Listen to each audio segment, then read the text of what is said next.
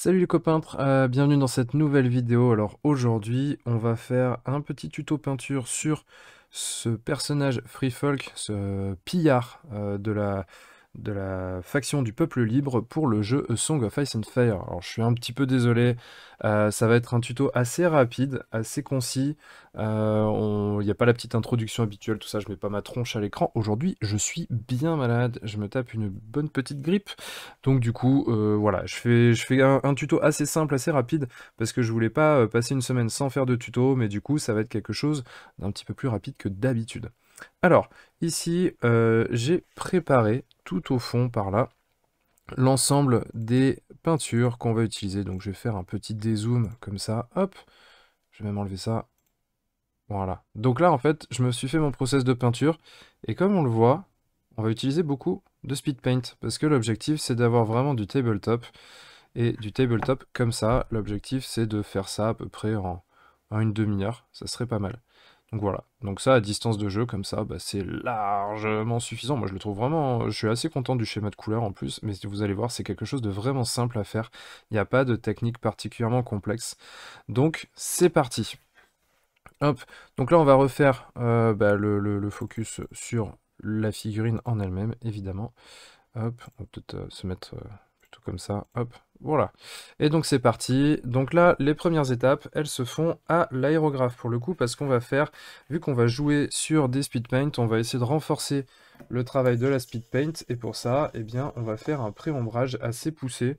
Donc on va faire deux teintes, un gris puis un blanc par-dessus le noir, et ensuite on fera même un petit brossage à sec de blanc. Donc c'est parti, là je prends du Régiment Grey de chez Army Painter, version R, donc c'est vraiment les peintures faites pour l'aérographe. Je la dilue pas, hop, et donc là c'est parti en mode zénithal. Donc là on fait quand même un passage assez large,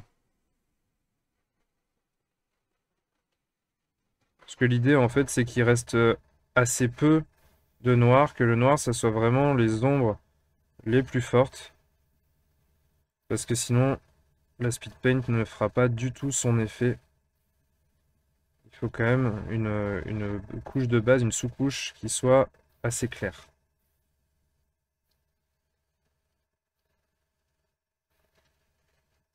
Donc là on voit, hein, j'insiste bien partout. Là je sèche un petit peu. Donc là je ne vois que de l'air.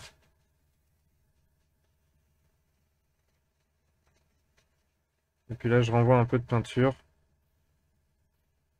En restant bien à la verticale comme ça. Devant par contre je vais me pencher un peu plus. Voilà. Et donc là on est pas mal je trouve. On a un bon premier éclaircissement. Donc là on vide ce qui nous reste. Pendant ce temps-là, hop, je vais récupérer le sèche-cheveux. Et on passe du coup à la deuxième peinture, le matte white, toujours dans cette gamme R.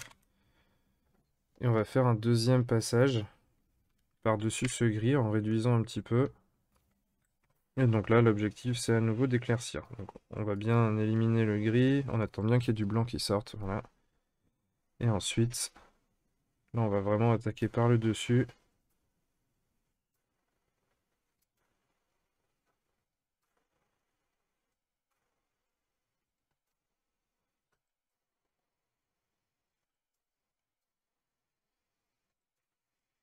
Voilà. Donc là, on est pas mal.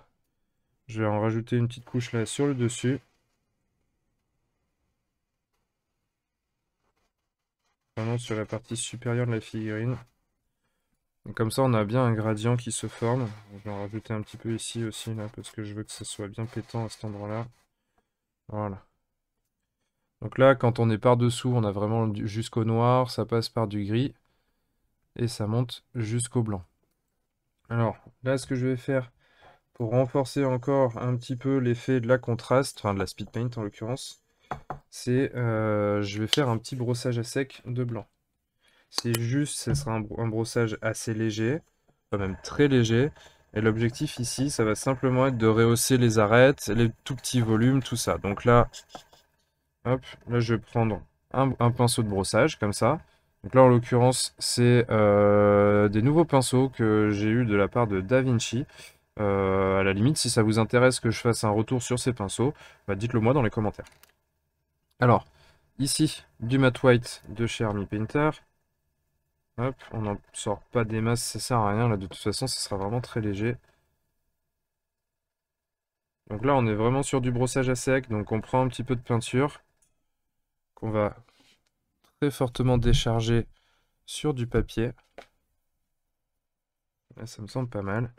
Donc let's go, et là, on va vraiment y aller très doucement pour juste reprendre les arêtes.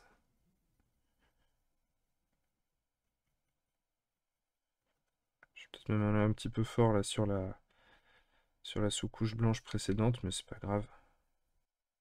Donc là, on voit bien quand je fais mon brossage à sec, c'est léger. Hein, ça fait pas des grosses traces blanches. Là, ici, par exemple, c'est quand même assez léger sur le rebord. L'idée, c'est pas de faire des grosses marques, sinon ça sert à rien tout ce qu'on a fait juste avant. Et on voit quand même apparaître sur certaines arêtes, notamment voilà, sur les rebords des tissus, sur l'arme, sur les fourrures. On voit apparaître ce petit edge de blanc. Hop. Ok, donc là, ça c'est pour le travail préliminaire, on va dire, à la peinture. Ça nous a pas pris très longtemps, hein. Là, on en a pour à peu près 5 minutes. Donc, je prends bien le temps quand même de rincer mon pinceau et de bien l'essuyer. Parce que souvent, les pinceaux de brossage à sec, on a tendance un petit peu à les maltraiter. Et du coup, en fait, ils s'usent plus vite qu'ils ne le devraient. Hop, hop. Donc, je le disais, parce que si je parle pendant que je fais le sèche-cheveux, c'est pas terrible. Je disais, je fais ce sèche-cheveux parce que du coup, vu qu'on attaque à la speed paint, bah, ça nous permet quand même d'être sûr de ne pas attaquer sur une peinture qui est encore humide. Alors, on va commencer avec le runic grey. Là, l'idée, en fait, c'est que pour gagner du temps, ce que je fais comme étape, j'essaie de faire on va dire des éléments qui ne sont pas côte à côte. C'est-à-dire que là, par exemple, je fais du runic grey, puis ensuite, je vais faire mon Darkwood. Le Darkwood, en fait, il est ici, il va être ici, il va être là, donc il est très peu en contact direct du runic grey. Ensuite, je vais faire le Grim Black, parce que le Grim Black, il est aussi pas du tout en contact avec la fourrure, donc du coup, ça posera pas de problème. Ensuite, le Pallid Bone. Le Pallid Bone, ça va être encore d'autres zones qui auront eu le temps de sécher, notamment qui vont toucher le runic grey, mais qui du coup, entre-temps, aura eu le temps de sécher. Bref, l'idée est de gagner du temps comme ça. Donc là, c'est parti avec mon runic grey. Donc là, je prends un pinceau qui est assez gros, qui est un peu vieilli là. Je vais juste le diluer un tout petit peu. Hop. Voilà. Et puis c'est parti. Donc là, on y va sur l'ensemble du manteau là.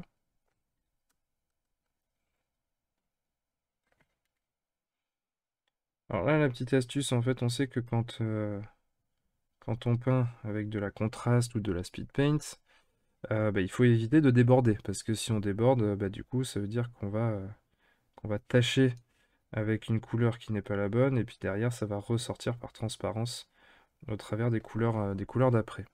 Donc, on va éviter de faire ça. Pour éviter de faire ça, on va jongler entre les tailles de pinceau. Là, par exemple, je fais toutes les zones qui sont quand même relativement accessibles avec ce gros pinceau. Et ensuite, je vais prendre un pinceau plus petit pour aller dans des endroits qui sont un peu moins accessibles. Et ça nous permet de gagner vachement de temps en fait, parce que sinon si on fait tout avec le petit pinceau, bah, pour le coup ça nous prend beaucoup plus de temps.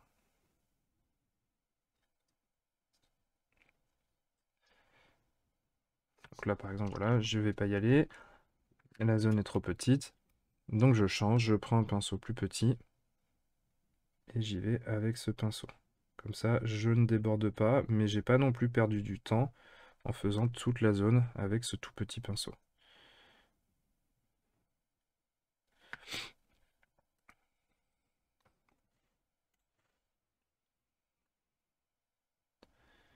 Là, pareil, j'avais laissé ça de côté. Hop, donc j'y reviens. Ok, je vais en profiter tout de suite pour faire la hache, là, qui est en pierre. enfin, que je considère comme étant en pierre. Il s'avère que vu le bout là, en fait, ça doit plutôt être un os. Mais c'est pas grave.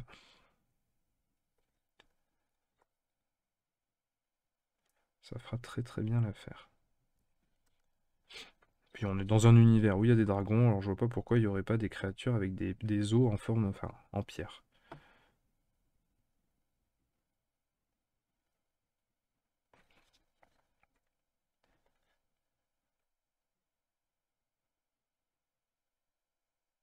Hop. Donc voilà, là on a fait toutes nos zones en runique grey. Ah non, j'ai oublié la capuche. La capuche, c'est parti. Là j'en ai mis trop, j'en enlève et je vais venir étirer la peinture. Parce que là, j'en ai vraiment mis beaucoup. Or c'est la zone la plus lumineuse. Donc je vais venir comme ça tirer la peinture du dessus. Je vais tirer vers le bas.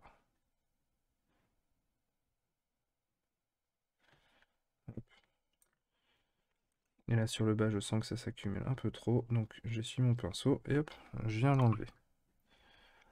Donc ça, c'est fait pour le runique grey. À la limite, quand ce sera sec, on pourra, si nécessaire, revenir en mettre un petit coup. Là ensuite, on a du Darkwood. C'est parti.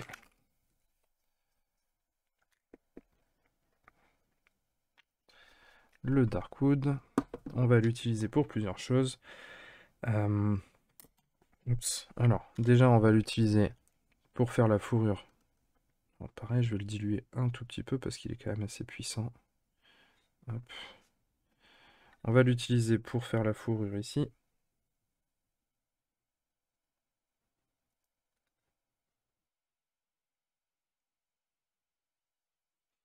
Hop. Ensuite, on a aussi un petit peu de fourrure ici. Donc là, toujours pareil, hein, tant que je peux, j'utilise mon gros pinceau. S'il faut que je passe sur le plus petit pinceau, là par exemple, voilà, je fais le dessus ici. Là, il y a une belle zone, donc on perd pas de temps, on utilise le gros pinceau.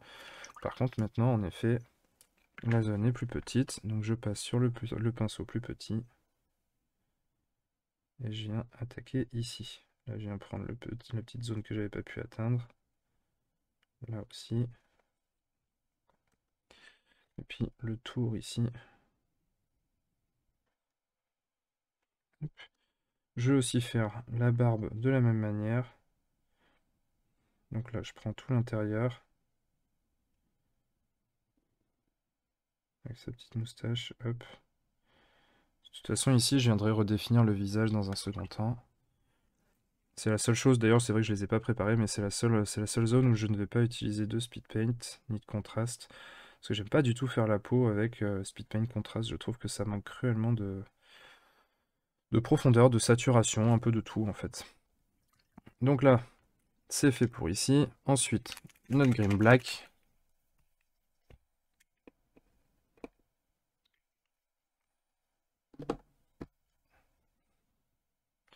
Pareil, on va le diluer un petit peu, parce qu'il est puissant.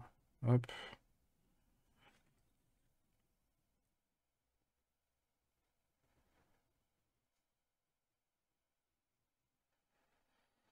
Alors là, c'est vraiment l'avantage aussi d'avoir préparé un petit test, une petite figurine test que je vous ai montré. Parce que du coup, je sais exactement ce que je fais, où je le fais, dans quel ordre je le fais. Et c'est vraiment, vraiment, et de loin, le meilleur moyen pour gagner du temps en peinture. Parce que si on réfléchit, comment je fais ça, où est-ce que je le fais, on se trompe d'ordre et du coup on doit revenir et ainsi de suite. C'est là qu'on perd énormément de temps. Là, le processus, il est bien, bien défini, donc ça va tout seul.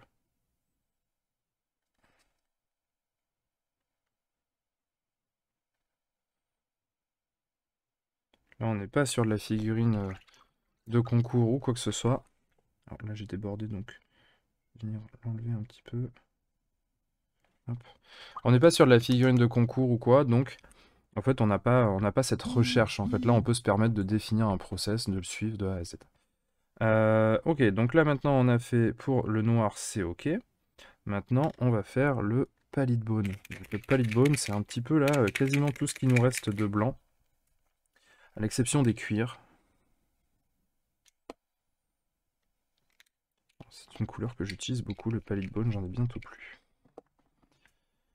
Quand j'utilise de la speed paint, je pense que c'est clairement celle que j'utilise le plus. Hop, donc là c'est parti, on va faire les bandes ici qui sont sur l'arme. Là, du coup, je vais même pas m'embêter, je vais dépasser sur la main. De toute façon, la main, je vais la refaire. Encore une fois, ce sera pas de la speed paint. Donc, hop, je gagne du temps. Plutôt que d'essayer de la contourner, de me rendre la tâche plus difficile, je passe dessus. Hop, ok. Ah, si, tout à l'heure, j'ai oublié un petit truc en noir. C'est cette partie-là.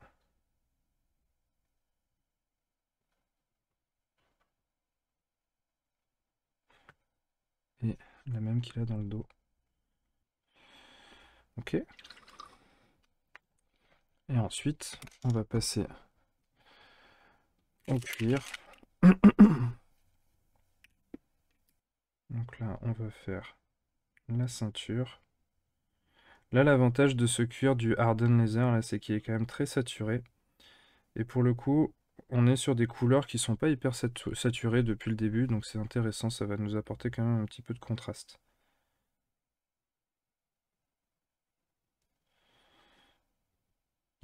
Donc là, pareil, je passe sur la boucle de la ceinture, de toute façon, je m'en fous un petit peu, puisque je vais la reprendre avec de la peinture métallique.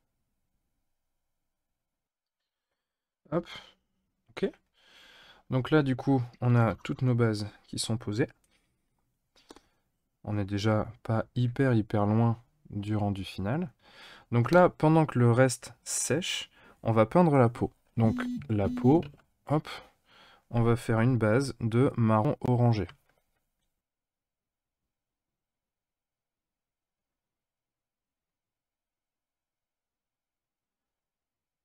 Hop, ok. Alors, pendant que le visage sèche, on va se faire les mains. Je suis désolé, j'ai un peu du mal à trouver mes mots aujourd'hui, mais comme je vous dis, je suis vraiment pas en forme. On passe la deuxième couche sur la peau.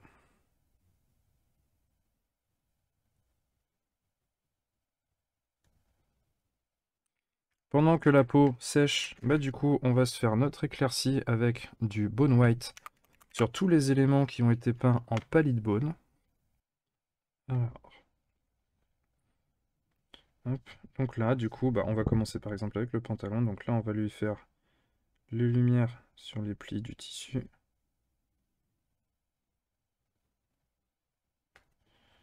Là, on ne cherche pas à dégrader ou quoi que ce soit. C'est des traits qui sont assez nets, assez marqués. C'est pour faire une jolie lumière sur la table de jeu. Et on va faire la même chose ici, là. Faire en plusieurs passages hein, pour renforcer cette couleur. L'intensité, la couvrance. On va vachement s'attarder sur le devant. Un petit peu sur l'arrière aussi, là sur le centre. Là par exemple, on peut très bien aussi le faire comme ça, en prenant le pinceau perpendiculaire, puis en venant relever les arêtes, quoi. Comme un espèce de petit brossage à sec, très léger. On va mélanger un petit peu de bone white, comme ça là ici, avec du marron orangé.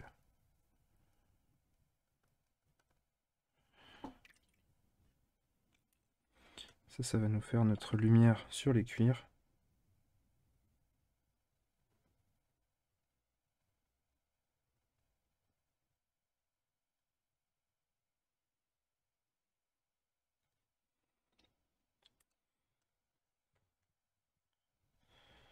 On vient texturer là, les rebords. C'est toujours intéressant sur les cuirs, et là ça va très vite.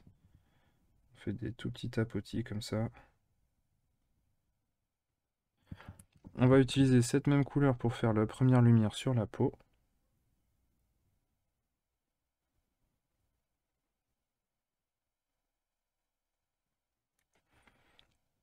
Donc là, ce sont vraiment des éclaircies très rapides, hein. Comme vous voyez, c'est pas quelque chose de précis.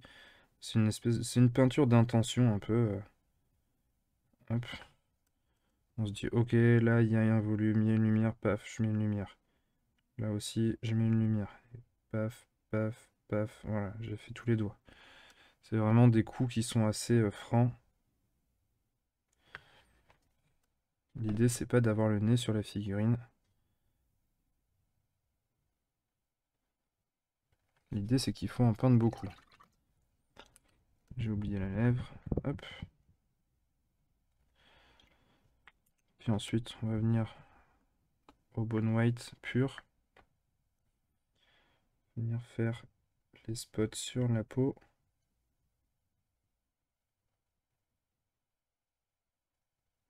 Hop, comme ça. Alors là, du coup, les yeux, ils sont peut-être un petit peu trop clairs. Donc on va juste mettre un petit coup de lavis, de Raglan Flash Shade, juste dans les creux, juste dans les orbites. Donc, hop, un peu comme ça. Bon là, évidemment, ça fait très rouge, et très marqué, mais il faut juste lui laisser le temps de sécher. Ça sera cohérent. Ok, donc là, du coup, maintenant qu'on a fait nos éclaircies au bone white, je vais juste oublier, là, ici. Hop, on va le faire au blanc. Et ce sera la dernière étape sur... Alors, c'est pas tout à fait la dernière étape, j'ai dit une bêtise. Parce que là, du coup, celui-là il est bouché, on va reprendre l'autre.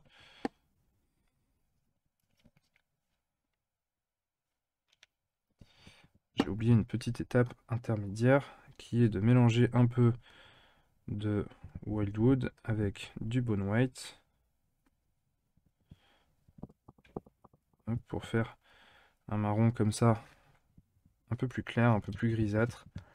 Et on va juste, avec ce marron, reprendre un petit peu les lumières. Donc là, je viens mettre mon pinceau comme ça en perpendiculaire, juste pour reprendre les volumes.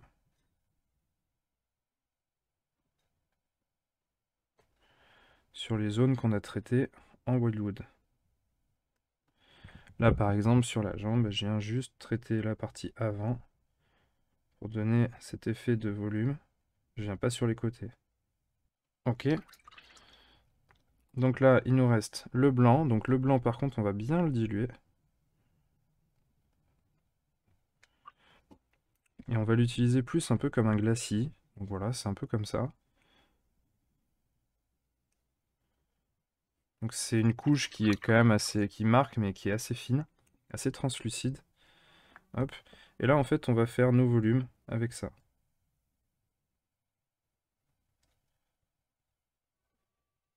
Hop, comme ça. Puis là, je vais venir vraiment en hachurant et en resserrant mes hachures là où je veux ma lumière.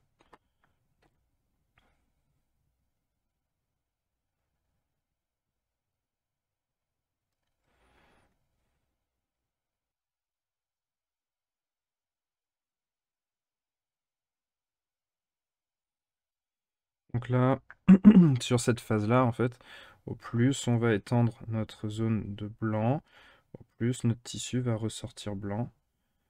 Si par contre on l'étend moins, ben, notre tissu va ressortir beaucoup plus gris. Donc là, c'est vraiment au jugé, c'est vraiment en fonction de ce qu'on veut obtenir. Moi, je veux quand même quelque chose d'assez blanc, donc du coup, je l'étends un peu plus. Ensuite, je fais des petits jus comme ça, des petits glacis qui viennent lier le tout. Mais encore une fois, c'est pas dans la finesse, quoi. C'est là, on veut vraiment aller très vite.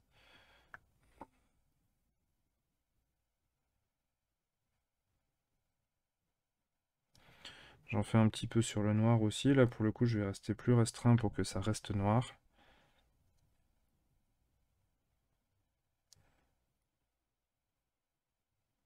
Hop, juste un petit coup comme ça. Je reprends avec le blanc. Alors, tout à l'heure sur l'eau, je l'ai fait avec le bone. Là, je le fais direct avec le blanc pour les coutures. Hop. J'ai encore oublié la capuche. Donc là, on va vraiment venir la reprendre. Hop. On peut faire des traits comme ça qui représentent les plis du tissu. Je reprends très rapidement avec un pseudo brossage là comme ça en faisant des traits parce que de toute façon c'est de la pierre, c'est très marqué comme matière. Là par contre j'y suis trop fort. Je vais repasser un coup de runic grey dessus. Hop. Et ensuite donc je vais reprendre un petit peu quand même de bone white pour renforcer mes spots de lumière sur ma peau.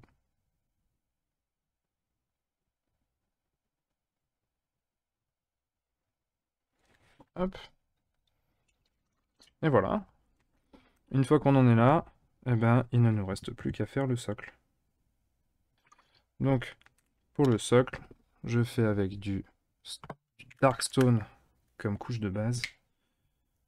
Est-ce qu'il m'en reste un petit peu? J'en ai quasiment plus.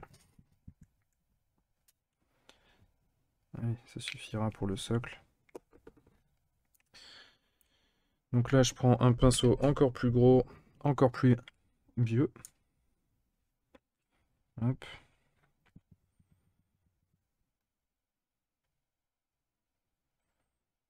Donc là, on imagine que c'est une terre très rocailleuse, voire même uniquement de la roche. Donc je fais ça dans un gris très légèrement marron, que j'aime beaucoup pour faire de la pierre. C'est pas pour rien d'ailleurs qu'il s'appelle le Darkstone. Hop. Petit coup de sèche-cheveux. Là-dessus, un petit peu de Voice Sheet Blue.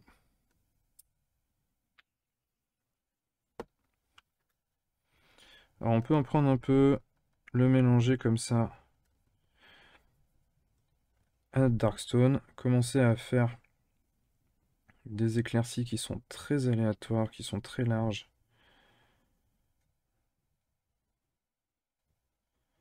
Hop, comme ceci, ça va hyper vite.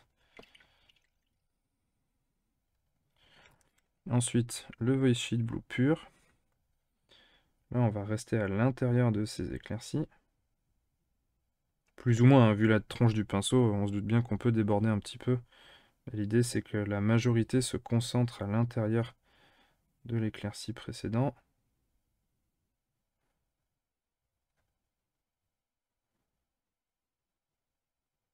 Hop. Et ensuite, on va mélanger un petit peu de blanc au voice sheet qui nous reste. Et pareil, avec ce mélange, on va rester à l'intérieur. Et une fois qu'on a fait notre coup de sèche-cheveux, on revient au blanc pur. Et là, on va renforcer d'abord le centre. Puis ensuite, on va faire des pointillés comme ça. Hop. Un peu partout.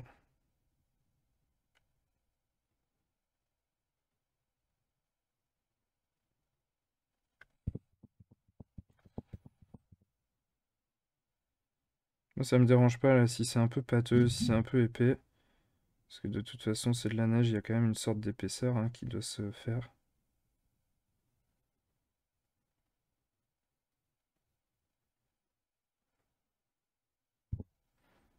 L'important, c'est toujours de rester globalement au centre des éclaircies qu'on a fait pour que ça soit cohérent, quoi. C'est les bords c'est les bords qui fondent en premier et donc du coup qui commencent à laisser transparaître la couleur de la terre du dessous, enfin des roches du dessous. Hop.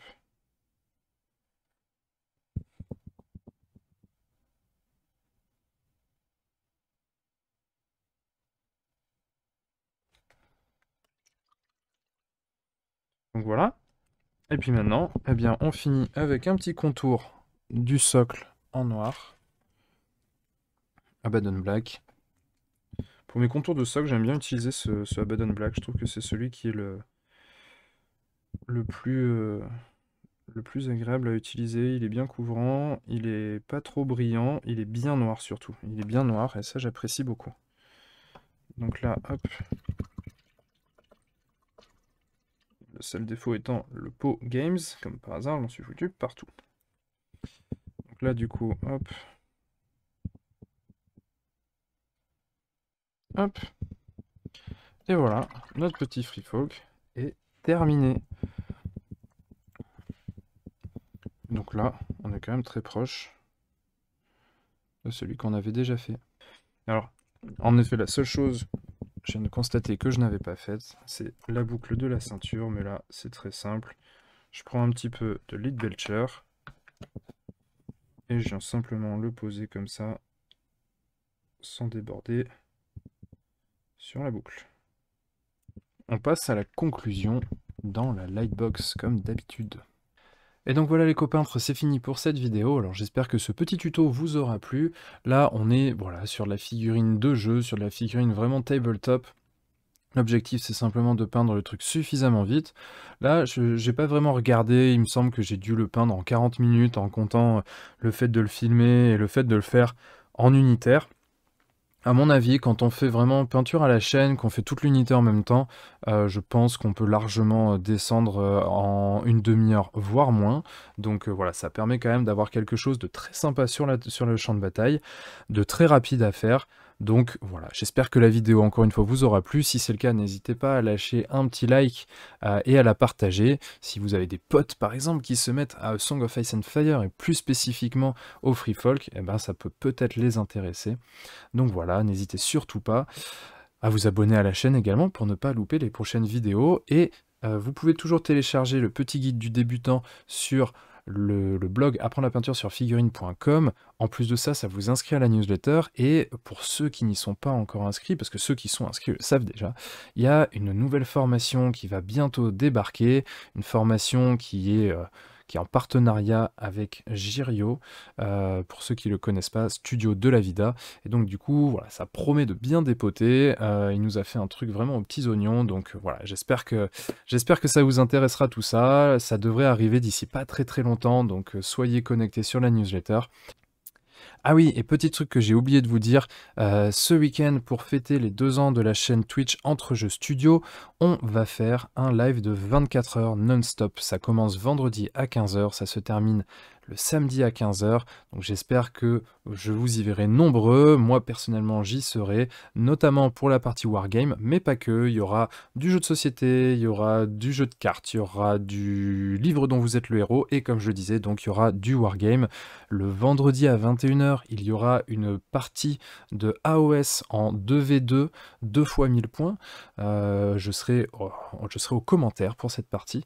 Et le samedi matin, à 7 h, il y aura une partie de Song of Ice and Fire où je jouerai les Targaryens contre PC et c'est Lannister. Donc j'espère vous y voir nombreux. Moi, d'ici là, il ne me reste qu'à vous souhaiter une excellente soirée et bien sûr, comme d'habitude, n'oubliez pas de mettre des couleurs dans votre vie. Ciao ciao!